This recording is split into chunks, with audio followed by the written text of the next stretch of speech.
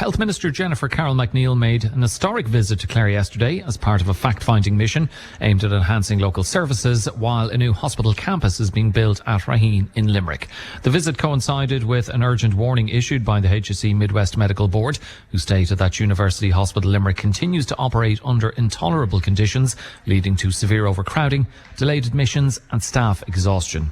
It also emerged that a development board still hasn't been formed to progress plans for the new hospital campus, which is expected to contain a second emergency department for the Midwest. At the end of her visit to Clare, Minister Carroll MacNeill took questions from Clare FM's Dara Dolan and others at Ennis Hospital. This comes as a number of consultants have issued a statement today saying they are operating in crisis mode, permanent crisis mode at UHL as they await the building of an acute hospital as a matter of urgency. They say there hasn't even been a development board established yet to progress the delivery of that project. And they are saying, why can't this be done in parallel with planning for existing services in Nina, in St. John's and in Limerick. So, and you're so right, because it's not an either or situation, it must be both. So a frustration for me would be, for example, if a patient came here to the medical assessment unit on a Tuesday afternoon and their urgent CT scan couldn't be read and they had to travel to Limerick, that puts additional pressures on exactly those hospital consultants in Limerick. So at the moment those CT scans are only being read from Limerick for here in the morning. That needs to happen in the afternoon as well. So I can imagine that those consultants in Limerick who are under pressure will be even more enthusiastic that I make sure that that pressure is taken off Limerick by delivering more services in Clare at the same time as developing the acute hospital in Limerick.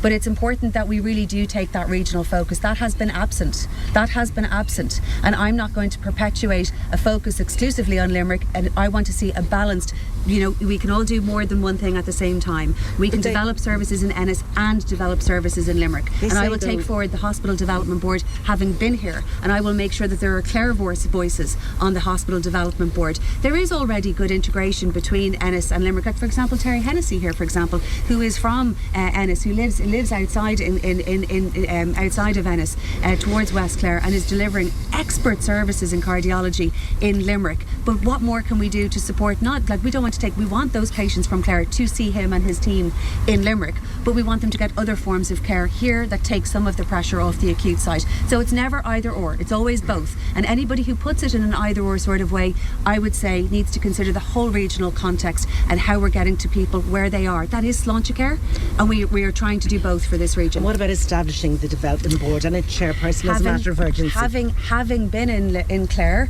I am now, and having met people here and having listened to people here, I'm now in a position to be able to take that forward. I have received suggestions from Limerick, and now that I've been here, but I think it would have been a real insult to the people of Clare for me to do it the other way around, and I think it wouldn't have been well enough informed. I'm here exactly 2 months to the day on from when we purchased that site in Raheen, and in that time I've received detailed consideration from the HSE on how to develop hospital services. I have asked them to go back now and develop also an equivalent position in relation to community services, in addition to, for example, emergency department in the home, services that are working elsewhere, and indeed in virtual care. So there is more that needs to be added to that, but certainly I think you've seen in the last 2 months a focus on this region more than there has ever been before, but I insist that that's a balanced perspective. Minister, just on the site in Raheen, when you unveiled it roughly a month and a half ago, you stated on that day that that would be your option B and possibly even C plus of the HICO report.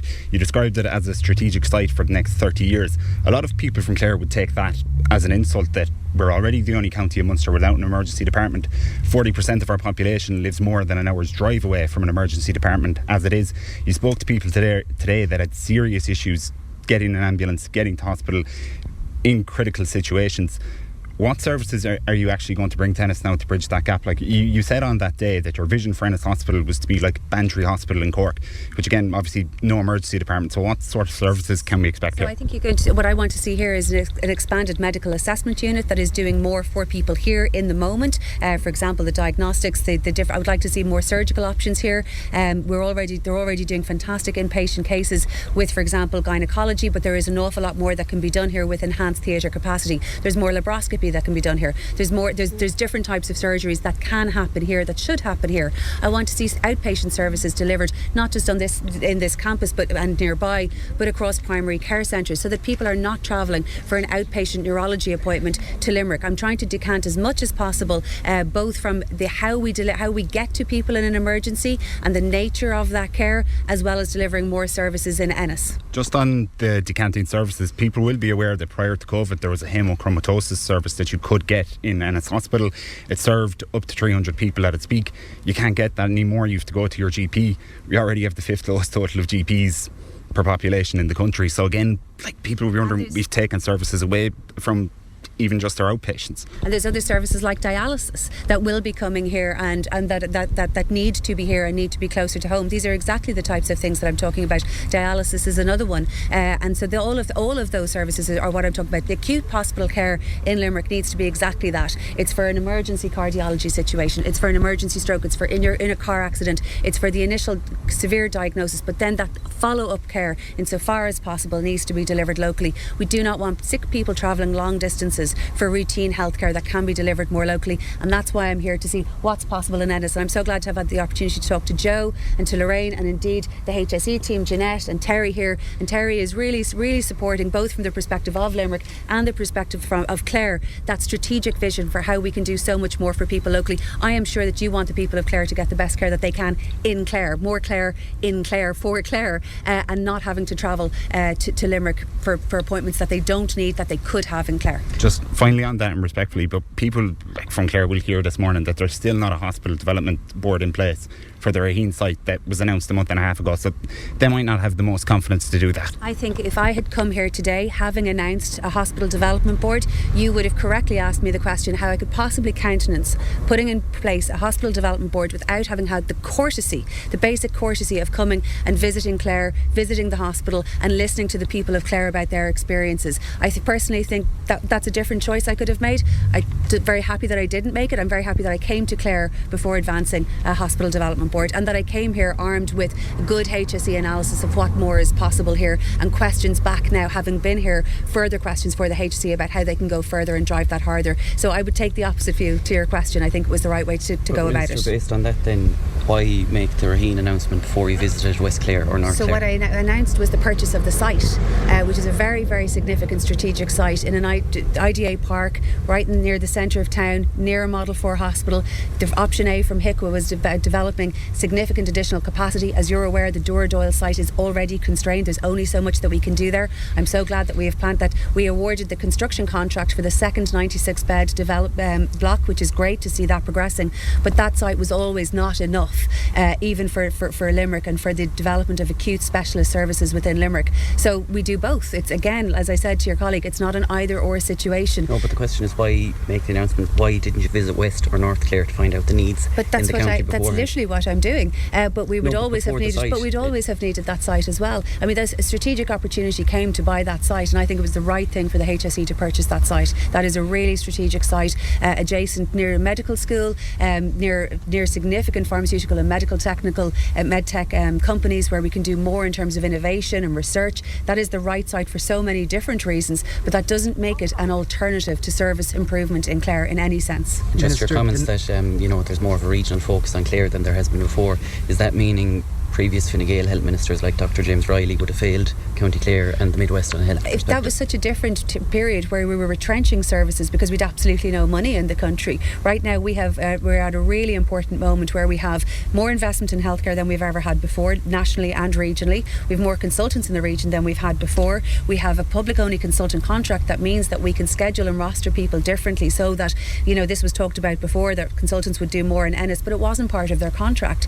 Now every new consultant that comes into the Midwest region is coming on a public only consultant contract and will have an agreed work plan, which I can assure you is going to include their proper time in Ennis and proper time servicing the people of Clare and in Nenagh in different ways. It already happens with so many different consultants at the moment.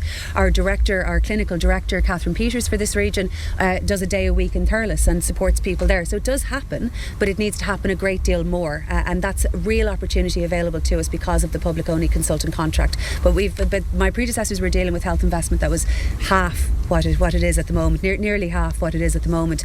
So I think, we have to look at where we are today and what's possible to drive ahead. Minister, National Ambulance Service, possible industrial action. They're asking what you're doing to resolve that. We've been told today that patients are at risk if they need ambulance services. So what are you doing to that? And then just secondly, coming back to that other thing, that development board, Dáil recess is in July. Will we see the development board in place before Dáil recess, or are we going to wait a long time over the summer? I don't think we'll be waiting a long time over the summer. On the on the ambulance services, so you'll be aware that there's been not one but I believe 2 Workplace Relation Commission processes where we have put in quite a lot of additional investment into the ambulance service, but also a request of quite an additional reform that was accepted by the unions.